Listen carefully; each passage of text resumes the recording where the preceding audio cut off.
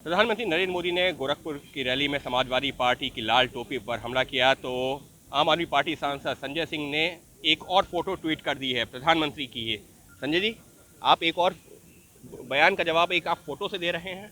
देखिए, मैं तो दोनों लोगों की टोपी दिखाना चाहता हूँ। ये हमारे आदरणीय प्रधानमंत्री जी हैं और ये हमारे आदित्यनाथ जी हैं। दोनों की टोपी का रंग देख लीजिए आप। कोई गलत कह रहा हूँ तो बताइए आप। ये दोनों की टोपी का रंग है जिसमें दोनों लोगों ने लाल टोपी पहन रखी है। इनको क्या आपत्ति है लाल टोपी से, आप बताइए। ये है प्रधानमंत्री की लाल टोपी, इसको देखिए आप। मैंने इसको भी ट्वीट किया है। तो मुझे लगता है कि लाल रंग का जहां तक प्रश्न है, लाल रंग तो क्रांति का प्रतीक है।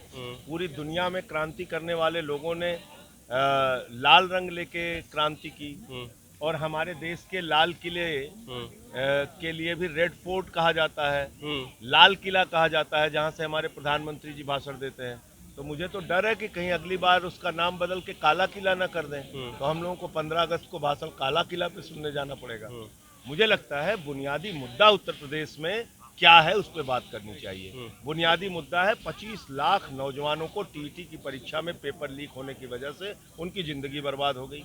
उनको नौकरियां नहीं मिल रही है, नौजवानों को, किसान को फसल का दाम नहीं मिल रहा है, माताओं बहनों को सुरक्षा नहीं मिल रही, व्यापारियों का रोजगार बढ़ रहा है। मुद्दा ये है, लेकिन उन मुद्दों से ध्यान भटकाने के लिए कभी जालीदार टोपी, कभी लुंगी, कभी काली टोपी, कभी लाल टोपी, कभी पीली टोपी, कभी हरी टोपी, इन बहस में आप क्यों उलझाना चाहते हो?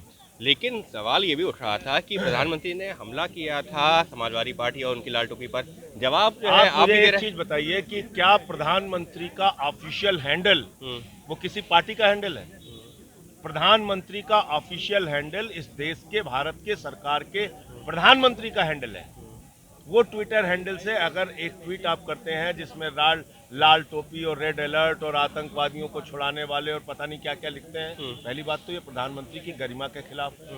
और दूसरी बात, जब उस ट्विटर हैंडल से आपने कोई ट्वीट किया तो उसको हर एक जागरूक नागरिक को उसका रिप्लाई करना चाहिए। बीजेपी के कुछ जो है नेता आपके जो है जो ट्वीट पर, आपके बयान पर सवाल खड़े कर रहे हैं। हाँ, मैंने सुना केशव प्रसाद मौर्य ने कहा कि ये नगर निगम चलाने वाले लोग हैं। अब केशव प्रसाद मौर्य पे तो मुझे दया आती है। कभी उनका बोर्ड उखाड़ के फेंक दिया जाता है, कभी भूमि पूजन में मैंने देखा टेंट वालों के साथ बैठे हुए थे वो। तो ऐसे लोगों के बारे में क्या बोलूं। देश में ओमिक्रॉन के मामले बढ़ रहे हैं, उसी को देखते हुए यूपी सरकार ने, लखनऊ प्रशासन ने लखनऊ में धारा 144 लागू कर दी है। इस सब के बीच में अलग अलग राजनीतिक दलों की, सभी राजनीतिक दलों की जो यूपी चुनावों में उतर रहे हैं वो रैलियां भी कर रहे हैं। सवाल जरूर खड़ा हो रहा है। हमारे साथ मौजूद है आम आदमी पार्टी सांसद संजय सिंह।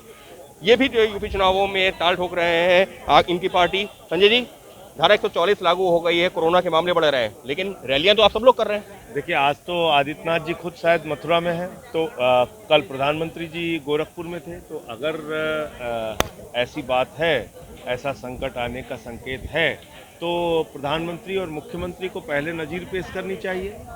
मुझे लगता है कि ये दोहरा मापदंड नहीं होना चाहिए कि अपनी पार्टी के लिए और खुद के लिए तो हम रैलियां करेंगे, सभाएं करेंगे, बड़े बड़े भाषण देंगे, और दूसरी पार्टियों पर रोक लगाने के लिए हम धारा 144 लगाएंगे। ये दोहरा मापदंड नहीं होना चाहिए। अगर आप कोई फैसला ले रहे हैं तो उसका पालन स्वयं में मुख्यमंत्री और प्रधानमंत्री को पहले करना चाहिए। तो आप लोग मानते हैं कि अब क्योंकि जिस तरीके से ओमिक्रॉन का खतरा बढ़ रहा है, सभी राजनीतिक दलों को इस ओर सचेत होना चाहिए, जागरूक होना चाहिए? उसमें संवेदनशीलता सबको दिखाने की आवश्यकता। मैं उस पर कोई सवाल खड़ा नहीं कर रहा हूँ। मैं तो ये कह रहा हूँ कि अगर चिकित्सकों की कोई राय है, इस प्रकार का संकट आप देख रहे हैं, उसके लिए कोई कदम उठाने की ज़रूरत है, तो सबसे राय बातचीत करके कदम उठाइए। लेकिन वो कदम रस्म अदायगी का नहीं होना चाहिए, उसका पालन होना चाहिए। यानी साफ तौर पर आम आदमी पार्टी सांसद संजय सिंह का कहना है कि अगर कोई फैसला लिया जा रहा है तो वो सभी पर लागू होना चाहिए, सिर्फ रस्म अदायगी के लिए नहीं होना चाहिए। और इसकी जिम्मेदारी खुद केंद्र सरकार और यूपी सरकार की भी बनती है। अगर आदेश जारी हो रहा है तो उस पर अमल हो और वो अमल सब करें। Ankit Gupta, ABP News, Delhi.